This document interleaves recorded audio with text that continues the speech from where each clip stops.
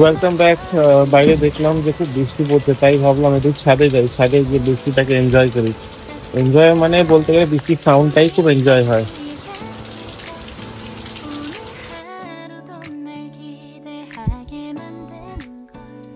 প্রচন্ড জোরে বৃষ্টি হচ্ছে, আর জানি না বুঝতে পারছেন কিনা, রোদও কিন্তু হালকা আছে। অদ্ভুত। যাই হোক, কিছু না হওয়ার থেকে বৃষ্টি হচ্ছে এত জোরে, তাও তো ভালো, অ্যাটলিস্ট মাটিটা ঠান্ডা হবে, গরমটা একটু কমবে। উফ, যা গরম পড়েছিল।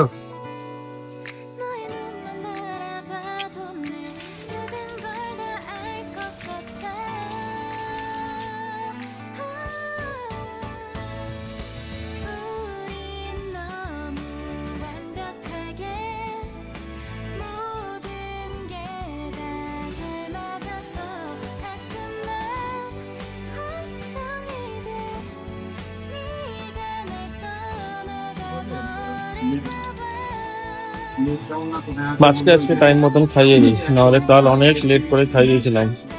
টাইম মতন না খাওয়ালে এদের শরীরের পক্ষে ঠিক না, তাই আজকে দেরি করবো না, খাইয়ে দিই।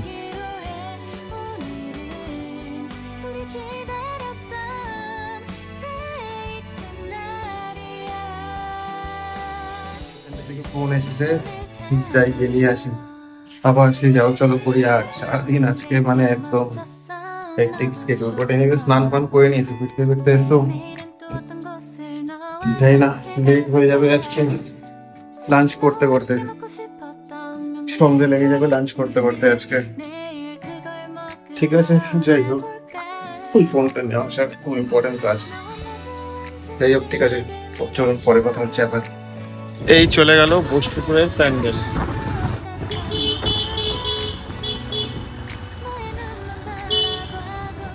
সারাদিনে এই নিয়ে 3 বার বালিগঞ্জ গড়িয়াহাট আপ ডাউন করা হলো আজকে সারাদিন।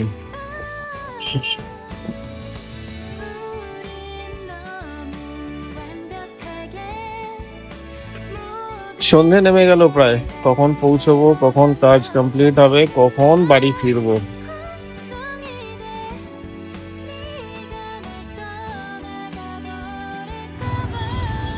পৌঁছে গিয়েছি একদালিয়া, আর মাত্র 1 মিনিট।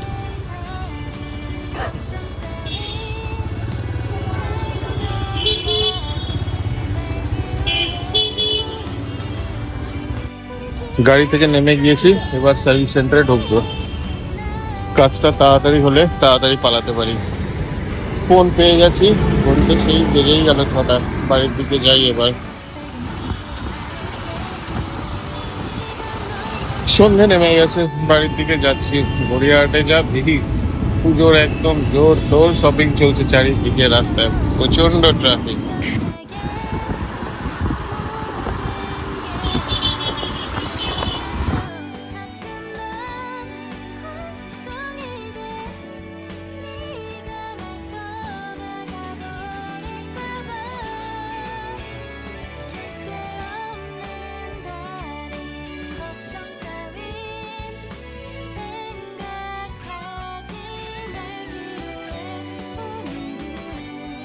হয়ে গেছে, বাড়ি ফিরছি।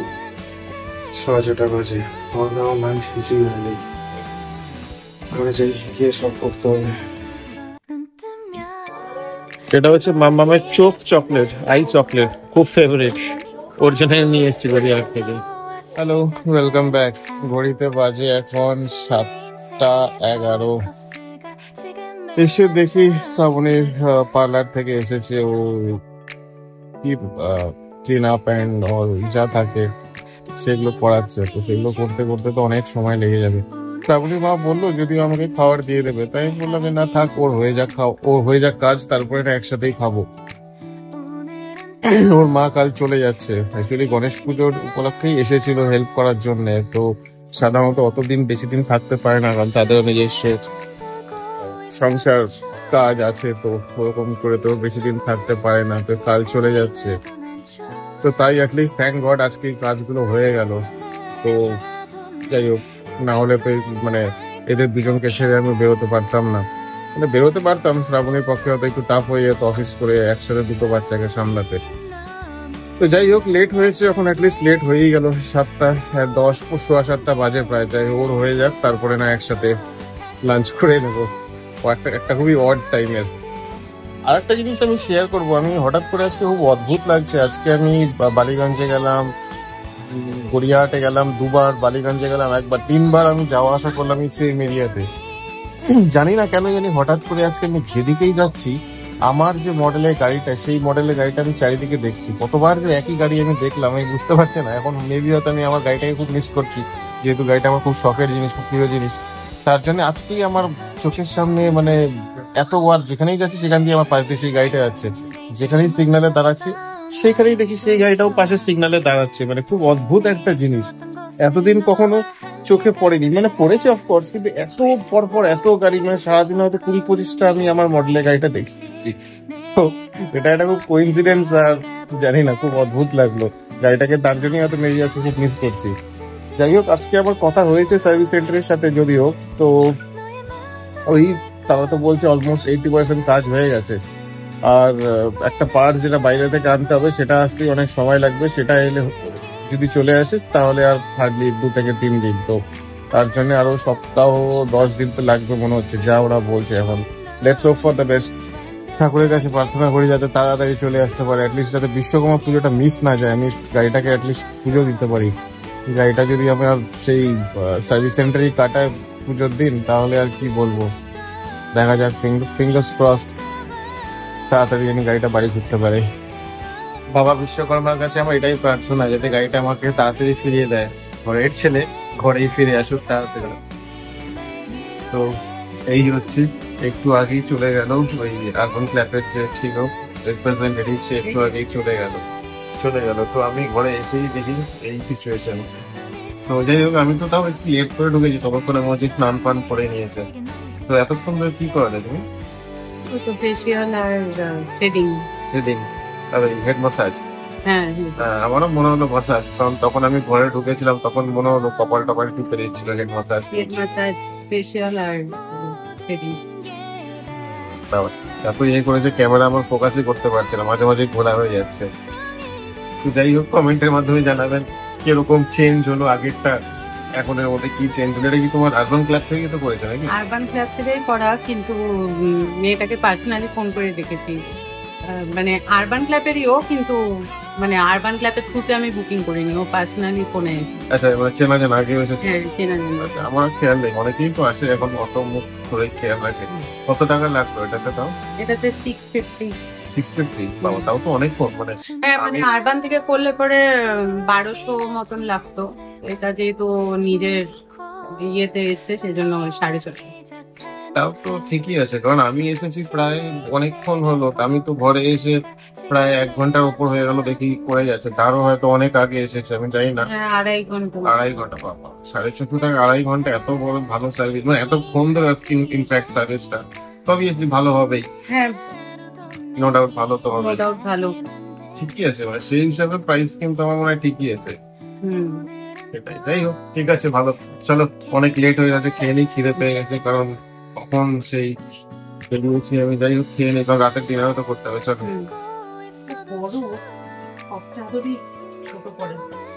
তাই চাদরও বিছানায় দেখো, দেখে বুঝলাম এদিকে বেরোলো।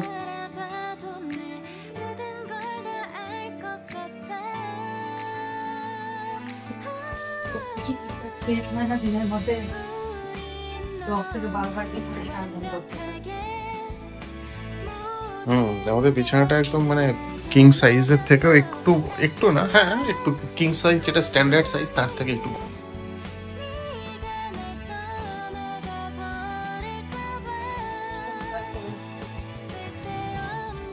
তার দিকটা একটু বেরিয়ে থাকলো।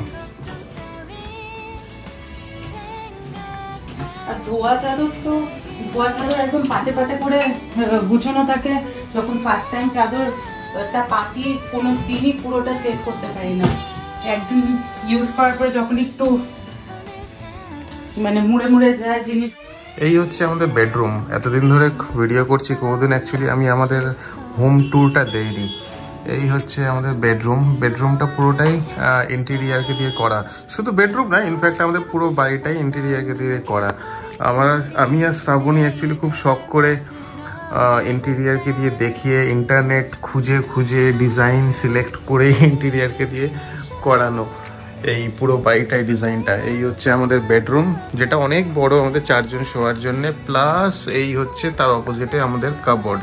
ডান দিকের কাপবোর্ডটা এটা শ্রাবণীর, আর ওটা হচ্ছে আমার। আর ওপরে তো এমনি জেনারেলি লফট, আর ওটা হচ্ছে আয়না। আয়নার পেছনে শ্রাবণীর যত সব কসমেটিক্স অ্যান্ড অল থাকে, নিচেও ড্রয়ারে কিছু থাকে। আর এটা হচ্ছে আমাদের অ্যাটাচ বাথরুম। এই যে পেছনে যে ব্লু কালারের যেটা দেখছেন, এটা হচ্ছে একটা লিকুইড ওয়ালপেপার যেটা বলে। এটা হচ্ছে নর্মাল কিন্তু কালার না। এটা যদি আমি ধরতে চাই, একটা রোয়া রোয়া ব্যাপারটা থাকে, রোয়া রোয়া ব্যাপারটা মানে খসখসে রোয়া রোয়া তুলোর মতন। তো এটাই আমাদের এক অ্যাস্ট্রোলজার বলেছিল যে এই ব্লু কালারটা আমাদের বাড়িতে বা এই রুমে একটা নেগেটিভ ভাইবস ছাড়ছে। তো কয়েকটা কালার সিলেকশন দিয়েছিল, সেখান থেকে আমরা এটা সিলেক্ট করেছি।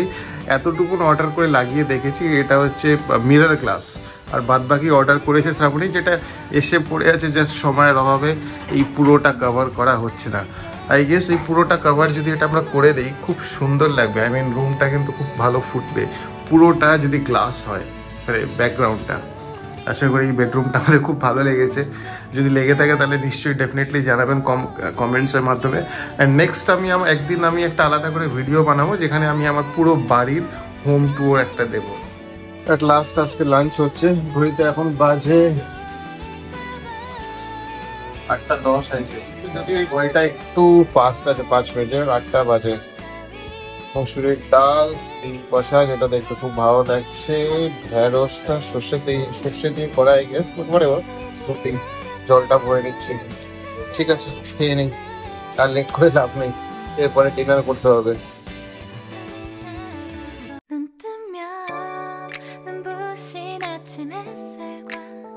모닝콜로 너와 시작한